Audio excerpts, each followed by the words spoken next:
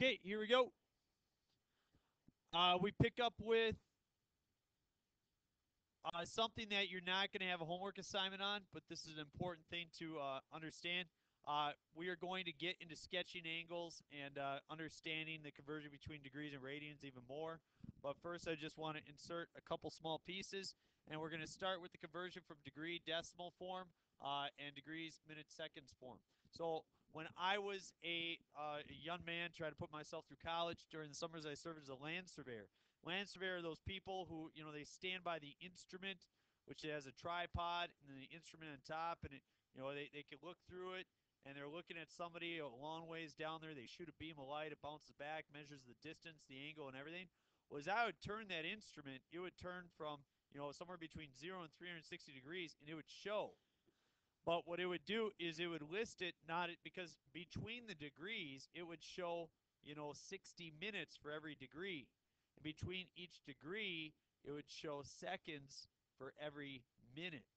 So, for example, you might see a degree decimal is 80.6125, but that is a conversion into degrees, minutes, seconds. For example, if I told you that I could run the mile in 4.5 minutes, what is that in terms of minutes and seconds? Let me try that again. I can run the mile in 4.5 minutes. Convert that to minutes, seconds. 4 minutes, 30 seconds. Okay? So, you said, well, 0.5 is 1/2. What's 1/2 of 60? That's 30. So 4 minutes, 30 seconds. I will show you how to do this on your calculator. Do this conversion very quickly, but you need to memorize this process. Here's what we do.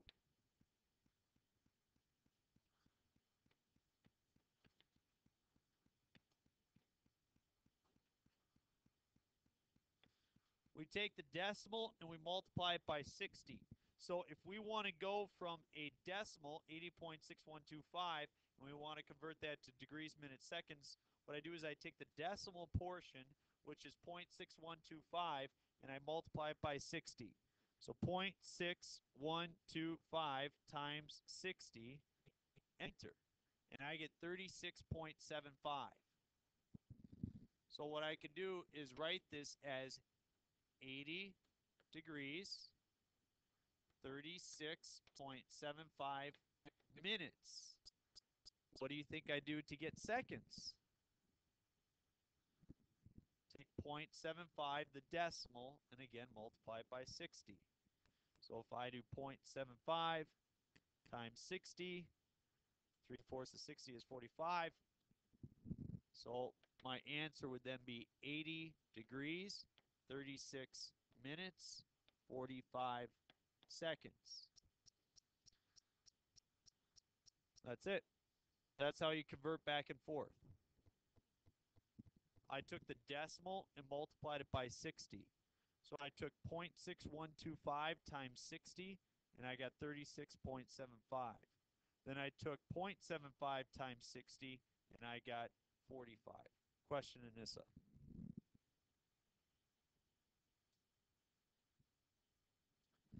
Excellent question. Why would I want to convert one to the other? Because if you are doing a problem and you need to type something into your calculator likes to accept decimal form. So let's say you're working on a problem and the angle measures 40 degrees and 40 minutes. Well, I know that that is 40.6 repeating degrees. But you would need to do that conversion if you're going to enter that into your calculator. Okay, so that's why. Not going to happen very often. But that's the conversion. What do you think you do if you want to convert it the other way? Instead of multiplying, we divide.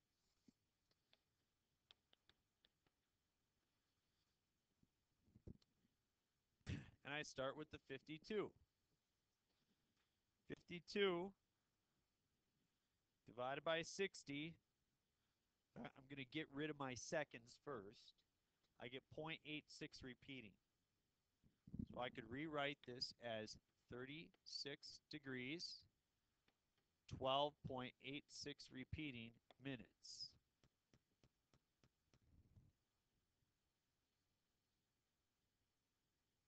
Now what do I do? Yeah, I want to get rid of my minutes, so I would do 12.86 repeating. Don't do that. Divided by 60, and I get 0.214 repeating.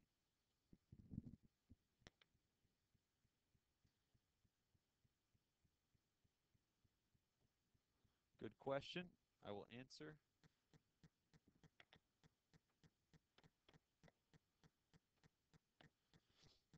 When you multiply, you take the decimal.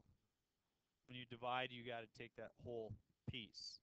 If I want to divide, or if I want to get rid of seconds, I divide the seconds.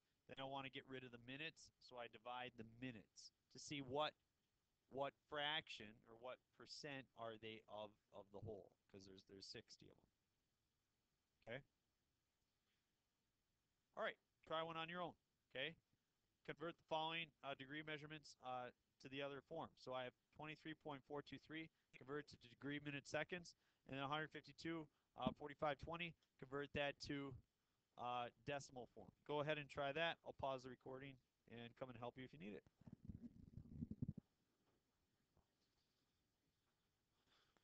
Okay, 23.423. Now, let's just look at this. If it's 0.42, that's less than 0.5. So you should come up with less than 30 minutes. So we should have 23 degrees. And what'd you come up for minutes? 25 minutes and 22.8 seconds. Now, if you want to round that to 23 seconds, that would be fine. On the instrument that I was using, and again, we would use that to cover distances of miles, we did not, it was only calibrated to the nearest, the first one we had was only calibrated to the nearest 5 seconds, and then we had a nicer one which was calibrated to every second. But that's ridiculously small in terms of a rotation. Um, you have to have some pretty high level technology. Just to give you an idea, the instrument I'm talking about is a $25,000 machine. So, I mean, to get something to turn, just a small increment, a decimal of a second, that's pretty tough to do. So, 152, 45, 20, 45 degrees or 45 minutes is more than 30 minutes. So I should come up with, more than 0.5 here, I'm guessing. So 152 point what? 75 repeating. 75 repeating, and I just label as degrees. Okay, so there you go. All right, so that's your first conversion. We're going to do example 3, then we're going to go to your worksheet. But example 3 is where people start to get a little bit confused. Second hour, I think by the time people left, they felt pretty good about it. So make sure you ask questions as you have them. It says sketch each angle in standard position. Standard position looks like this. If I sketch an angle on the set of x and y axes, I would have one side there and the other side, say, over here. And this side would be the initial side. That would be the beginning of your angle. You always have part of the angle on the x-axis, the positive portion. Then the other side is called our terminal side. Terminal meaning ending. That's where it ends. So the angle begins to open from the x-axis, and it opens like this. I draw this arrow to show that that is the measurement to which I am referring. So that could be an example of, say, 130 degrees or something of that nature. So I want to sketch these angles. Now, as you can notice, 42 degrees seems pretty easy, but after that, we get into radians and negative numbers, and we move from there. So sketch each angle in standard position. So what I do is I just draw a set of axes, and then I begin to draw it, okay? Good morning. So I have this angle right here, and 42 degrees would be something like that. And I draw a small arrow to show that I'm referring to that portion. Yes, you do need to draw the arrow.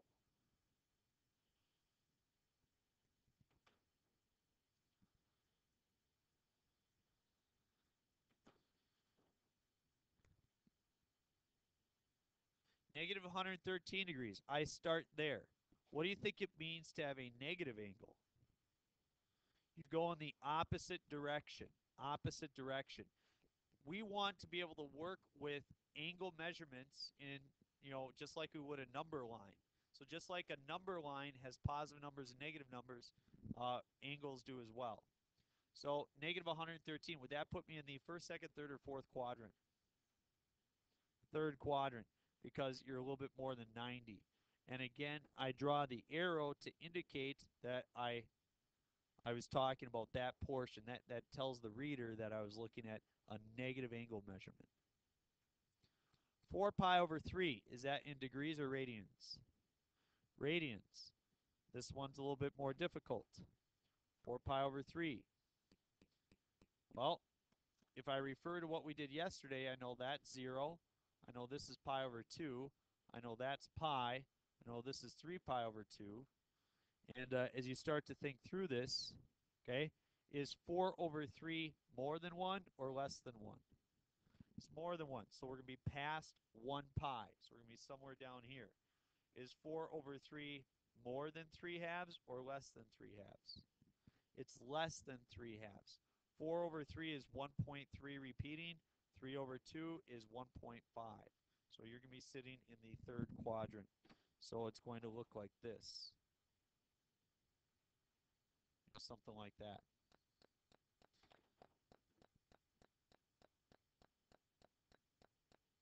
Sure. Yep, if you'd like to convert 4 pi over 3, you realize that that is 240 degrees. You could draw it like that. Anytime you want to convert between radians and degrees to help you out, you're more than welcome to do so. And we'll get to more of that later. Now I have negative 4.6. Is that in radians or is it in degrees? Radians. Why is it in radians? There's no degree sign above here, so this is radians. And it's not written in terms of pi, it's written in terms of decimals. So what I'm going to do is I'm going to draw my axes, and I'm going to write some decimals down. 0 as a decimal is 0. Pi as a decimal is 3.14. Pi over 2 as a decimal would be half of 3.14, or 1.57. And then 3 pi over 2, if you were to do that on your calculator, you get 4.71. And twice around would be 2 pi, which is 6.28. So let's just say we had a positive 4.6. Positive 4.6. Where would positive 4.6 put you? First, second, or third, or fourth quadrant? Third quadrant, just shy of 4.71, right? So if we went negative, we would go do the same thing. We would just be just shy of 3 full quadrants.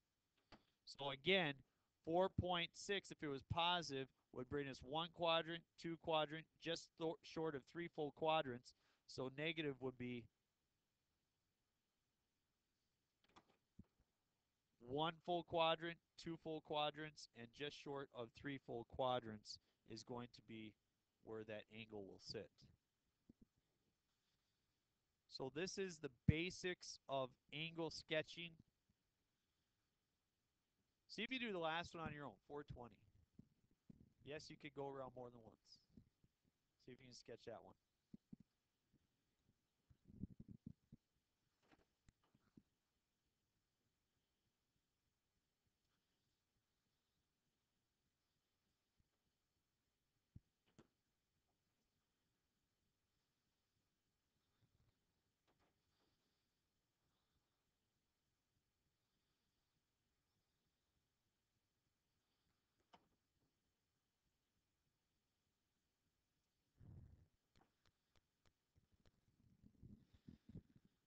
Should be back in the first quadrant. You went more than 360, so I have a circle that goes around more than once. Tell me, what would this angle be very similar to?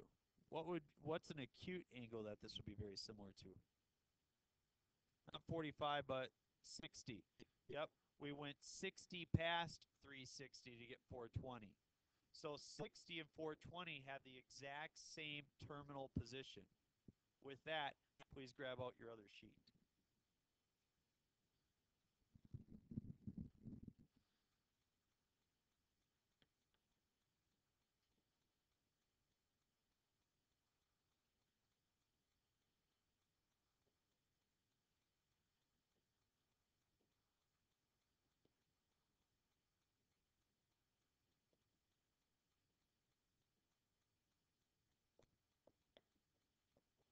So this is your assignment for today, and we will go through the first part of it together. We'll do 3 problems. It says coterminal angles. The definition is angles whose terminal sides are the same. So for our very last one, you saw that 420 degrees and 60 degrees, their terminal side is in the same position. And terminal angles are important in the study of trigonometry as we move forward. You need to be able to draw these and convert back and forth between radians and degrees. This is a good assignment. I used to not cover a whole assignment on this. I used to just, give you a few problems, but I found that students struggled with it. So last year we did this, and I think Kim and Levi and others could tell you that it probably went pretty well. So here's what we do. Any given angle. Let's say we have an angle that looks like this. I sketch it like that, and we have this measurement right there, which we will call theta. Theta, again, is the Greek letter for TH that represents often angle measurements.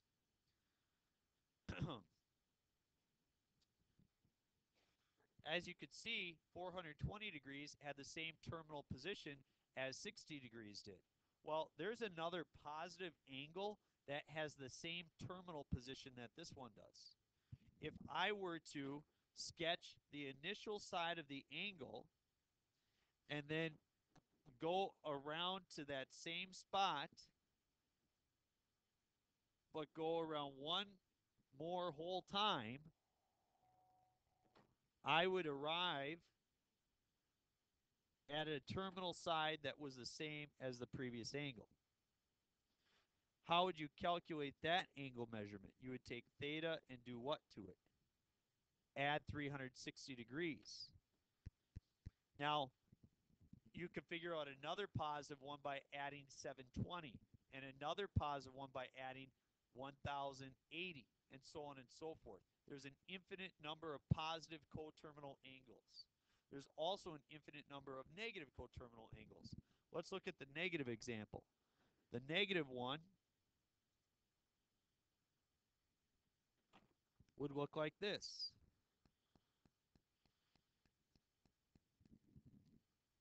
That angle measurement would have a coterminal angle with the original theta. How would you figure out that measurement? Close. It's negative, so it's theta minus 360.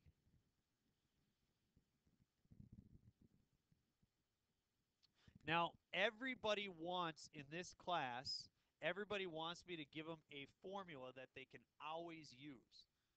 No. You need to be able to think it through. As we work towards other studies of trigonometry, it won't help me to just give you formulas for this piece. You need to learn to sketch the angle and figure out properly. If this process confuses you, just wait till we do an example, and I'm sure it will work for you. Find 2 coterminal angles for the following. Make sure that one's positive and one's negative. If I look at 100 degrees, which quadrant does that sit in? Was that? Yep. Yep. Because I said so. The reason why you have to draw them is because I got tired of years where kids didn't draw them, and I would try to teach them how to do it, and they couldn't do it. And I would ask them to draw them. They said, but I don't want to. And I said, well, I'm sorry, I don't know how to teach you. So on the test, if you don't want to draw it, don't have to. But for this worksheet, you do. So, but we just draw one. So 100 degrees would look something like that, okay? So that's a 100-degree measurement.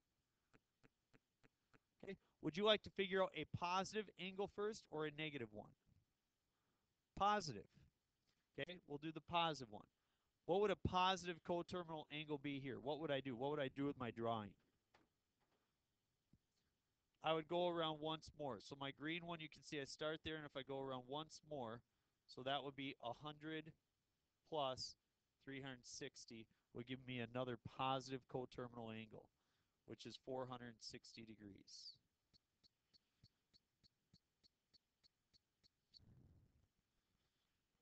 Now, the negative one would be expressed by this black line right here, okay? And what will we do to find that? Yep. So we do 100 minus 360, and we would get negative 260 degrees. So I have two angles that are coterminal with 100 degrees. One's 460 and the other one's negative 260. Now, that's a positive angle, and they all basically work out like that. But now I'd like to try two more examples, a negative angle, and then an angle that is expressed in radian measurement. If it's expressed in degrees, please leave all your answers in degrees. If it's expressed in radians, please leave all your answers in radians. So, problem 4, we have negative 200. If I sketch this, which quadrant does negative 200 put me in?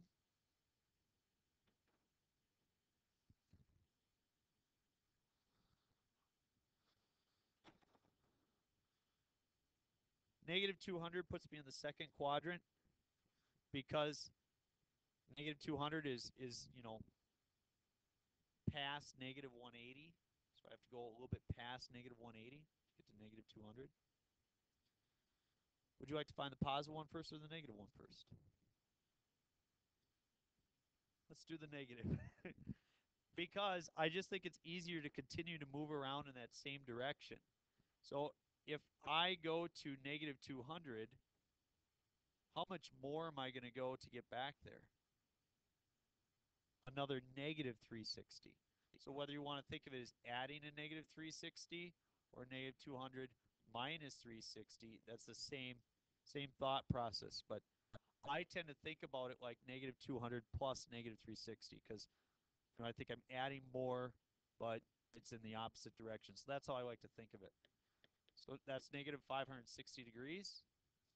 And then if I find the positive angle,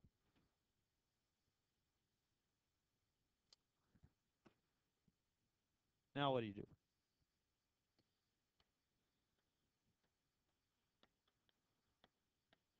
Negative 200 plus 360.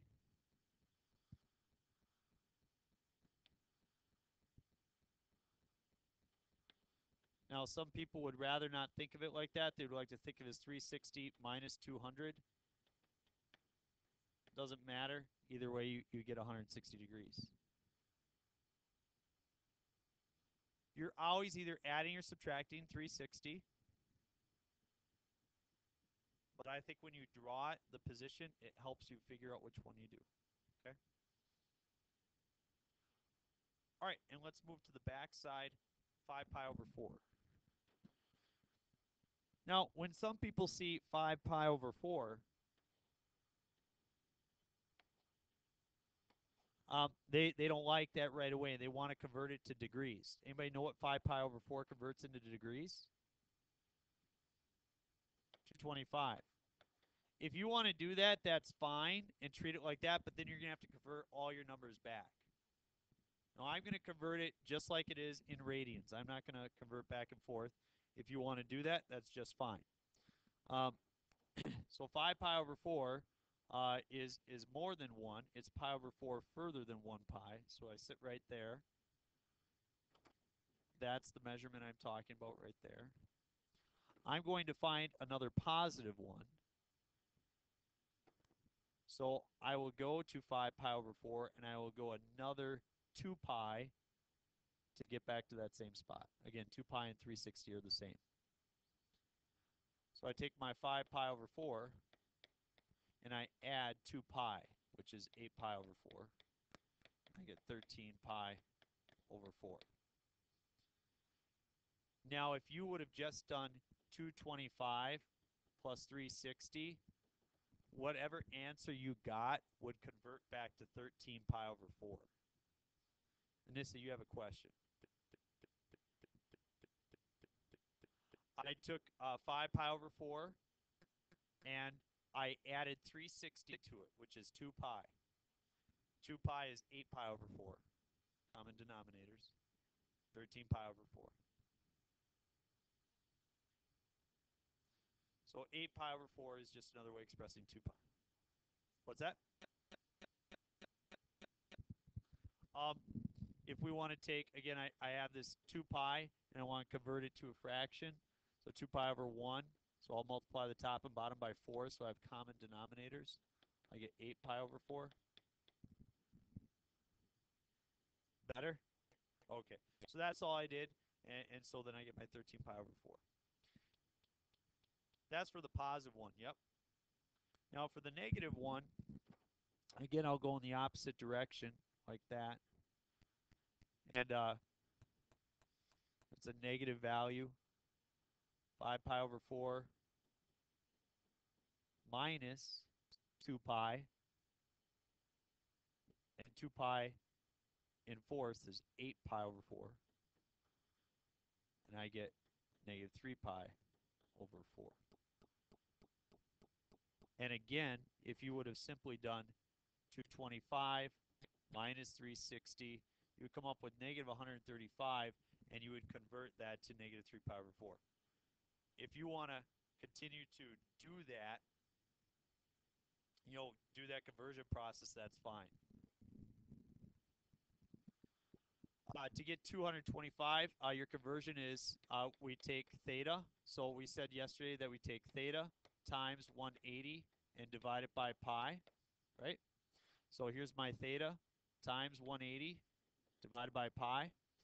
In order to convert, my thetas cancel off. 5 times 180 divided by 4 gives me my 225.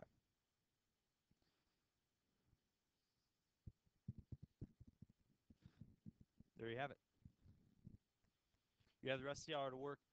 Please, when you see 5 pi over 6, pi over 3, pi over 2, please leave your answers in radian form. If you see it in degrees, please leave it in degrees. That's your assignment. I will have an answer key for you to be able to check. Remember that tomorrow I want to quiz you over your knowledge of converting from degrees to radians.